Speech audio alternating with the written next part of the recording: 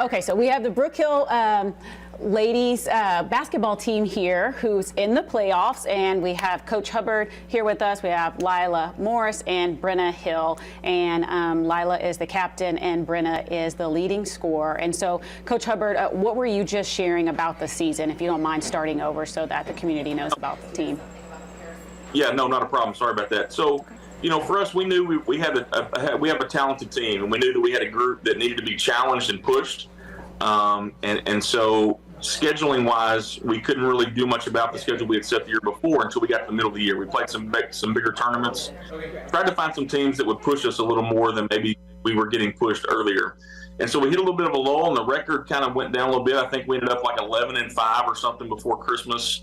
And then since then, it's kind of been, you know, we've been playing really well. We had a week where, you know, our top three scorers all had the flu, and we lost. Our only two games we've lost since Christmas were both that week. And it was a kind of a wake-up call for us in a little bit of a way anyway. It was a chance for us to kind of refocus. And so we sit here today at 20, I think we're 28-7 or something like that on the year, but we really do feel like we're playing our best basketball as we enter the playoffs, which is huge. And so, you know, we talk all the time about making history and wanting to find a way to win. You know, our program has never won a playoff game, and we've been there. I'm 0-3 as a coach, and these, you know, Lila's 0-3 in the playoffs, or 0-2 in the playoffs, and Brenna hasn't won a game here, but we're trying to get that done this year, and just everything we've done has been with that focus. We've talked about it since the summer. We haven't hidden from it that we want to host a playoff game, and we knocked off the two-time defending state champions in our district. We knocked them off a couple weeks ago. They had won 41 district games in a row, and we ended that streak. And so our confidence is high, and hopefully that means that our play will match it on Monday night. Yeah, that's good. And Lila and Brenna, I feel like you should dust his shoulder off a little bit, because he says, oh, I think we're just 28-7. I think he knows what his record is. So, but that's amazing. So I hope you all win that first playoff game. Okay, so Lila, what position do you play? I'm a wing. You're a wing? Okay. 3 guard or 2 guard? I used to play basketball. 3. Okay. All right. And so do you prefer to play inside the paint? Are you a 3-point shooter? What type of game do you play? In the paint is not my strong suit, so definitely 3. Yeah. No, that's great. And what about you, Brenna? I'm a point guard. You're a point guard? Okay. That's something that I wish I could have always been, but I just didn't have the dribbling skills. I could shoot, but I just didn't have the dribbling skills to be a point guard. So that's amazing. Okay, so I'm going to pull up a picture of the full team. Let me know if you can see it.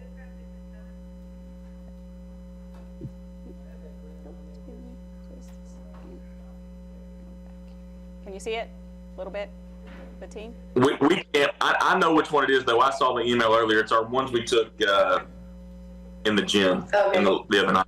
Okay, so y'all are, I can see the picture of the team, so if you know which picture it is, and I feel like it's important to just highlight the full team, Coach Hubbard, so can you just, do you mind going down the roster and just saying their names? You don't have to go in any order.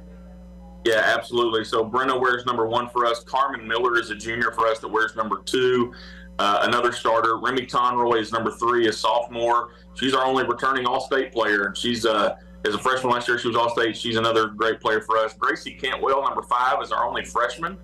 And she's kind of stepped into a unique spot to where we don't have JV basketball, and so it's been full go for her from the very beginning. Number 10 is Savannah Onley, our second leading scorer, is a sophomore, and then Lila wears number 11, and then Miley Booth, a sophomore, wears number 20, and Juliana Mize is a sophomore that wears number 22. So a lot of youth there, and you didn't hear any seniors. That's because we don't have any. That's another exciting thing for us, is that we kind of get to go at here with the same group. Yeah, that's pretty amazing. Thanks for going through the roster there.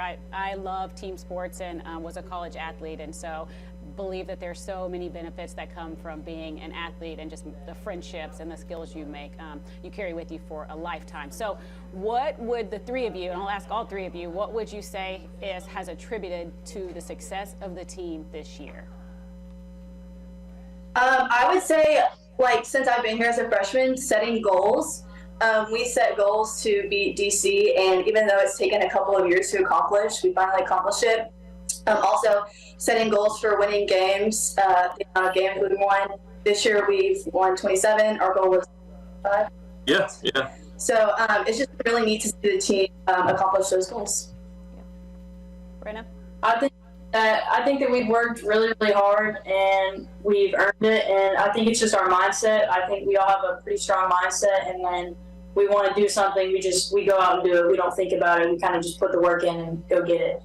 Yeah, that's amazing. Yeah, I'm unique about this group. And if you've been involved in team sports, anybody that's watching knows this, that a lot of times the rifts that come up during the year between players, especially high school players, right? There's all kind of other, as a coach, you're dealing with not just the athletic side, but the emotional side and dealing with classwork and all these other things, relationships. And I can honestly say that this group has had zero drama. And that's really, to me, it says a lot about the culture we have, number one, but also number two, to our kids, that they understand that the bigger picture is more important than the day-to-day stuff that gets in the way. And this is a group that loves being around each other. I mean, honestly, there's times I have to kick them out of the gym, or if we have a team dinner, I got to kick them out of my house, or, bus rides. Sometimes I can't drive fast enough because they stop talking on the bus. So, it's just listen, I tell people all the time, I love coming to work every day because I love being around this group. And we know that at some point the season ends, and I'm already dreading that just because I love being around them every day. And it's a great group of basketball players, but it's a great group of girls. And I know they're not going to say that about themselves, but we just have a great group of kids. Yep, that's amazing, and that I'm sure that those sentiments that you just shared with all of us, those girls feel, and so that is also helping and building their relationship and making them so strong. And one thing I like is when I pulled up the team photo, both Lila and Brenna smiled when I said, hey, can you just run down the roster to name off all the teammates? They both smiled, so that's amazing that the team has such a strong bond, and it's carrying you all so far. So is there a word that you all have said to use as your theme for the season? Yeah, so I don't know if you can see Lila's shirt.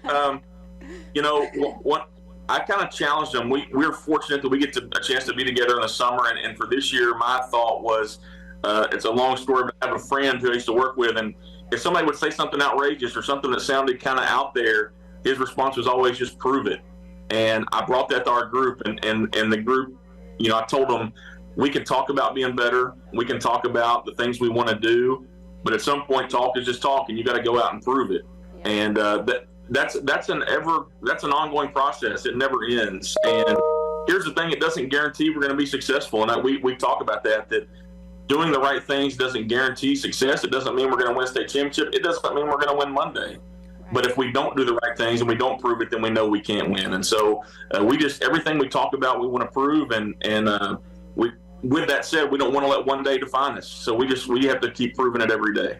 Yeah, that is so good. I like that so much. And so who will you be playing on Monday? Yeah, so Monday we draw a Trinity Christian School out of Lubbock. TAPS is unique in the fact that on the first round you do have to travel, and so a team from Lubbock is having to make that trip out here to play. And they're a good basketball team. They finished third in their district. They probably provide the bigger challenge for us than anybody else we could have played, because if you've seen our roster, what you didn't see was somebody who's 6 foot tall in the middle, and they have somebody that's 6 foot tall. So we feel confident in our game plan. We've probably had the best practice I feel like we've had in a long time. But they're a historically strong program in all sports, and so we don't take them lightly. And that's kind of the funny thing about having all the hoopla around having that home playoff game is, at the end of the day, we got to go out and prove it, like we talked about. Like, all the stuff around it doesn't matter if we don't go out and play well. So it's been an interesting week for